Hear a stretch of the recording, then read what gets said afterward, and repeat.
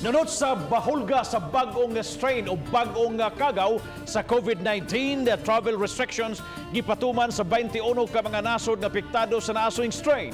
Samtang plano sa lokal nga kagamhanan sa Dakbayan sa Lapu-Lapu nga inanay ng mudawat sa mga lokal ug langyawng turista iangan-angan lang una. Gumika niini apektado ang plano sa maong dakbayan sa inanay unta nga pagbukas sa turismo. Siluan mayroon din sa report.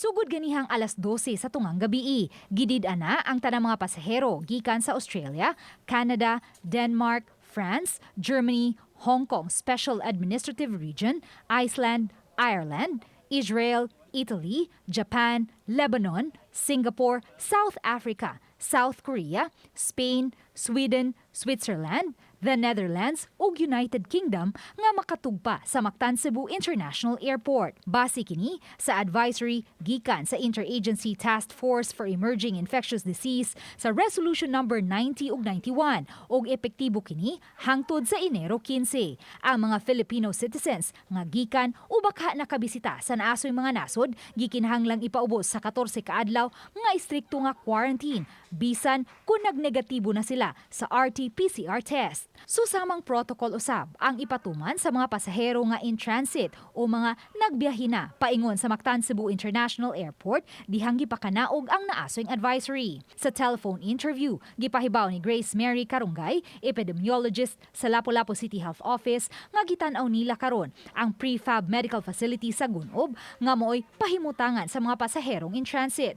Wala hinuon sila'y na-monitor nga taga Lapu-Lapu City nga bag-uhay lang nakauli gikan sa nisgutang mga nasod. Wala tay kanang natala nga mga tao or kanang tourist nga kanang naabot diri sa ato sa Lapu-Lapu City kay ingon man November pa na ni ang bag-o nga strain apan sa amo ang datos wala pa nakita na mo nga kanang kuan gikan atong mga countries. Samtang gipahibaw ni Lapu-Lapu City Mayor Junard Ahong Chan nga tungod sa maong hitabo apektado ang plano sa dakbayan nga inanay nga pagbukas unta sa dakbayan alang sa mga lokal ug langyawng turista. Usa sa gitanaw unta sa lokal nga hagamhanan ug sa regional IATF ang pagsuporta sa giumol nga travel corridor sa usa ka airline company. Actually, deliberate naman sa IATF itong ato ang gi-endorse.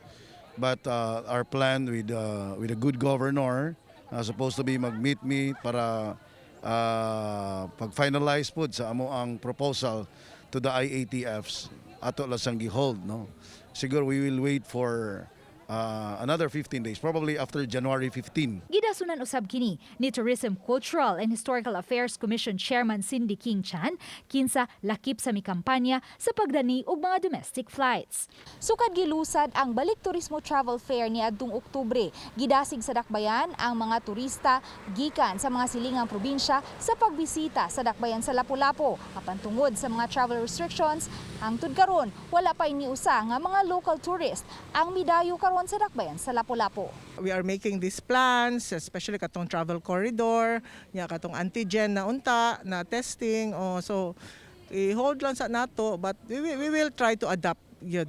Unsay makakuha na maka-avail gyapon ta or ang mga local tourists makasustain, makasupport sa atong tourism industry. Sa pagkakaroon, 25 na lang ang active cases sa Lapu-Lapu City kay naka-recover na ang 2,507 sa kinatibuk ang 2,652 nga mga COVID cases sa dakbayan.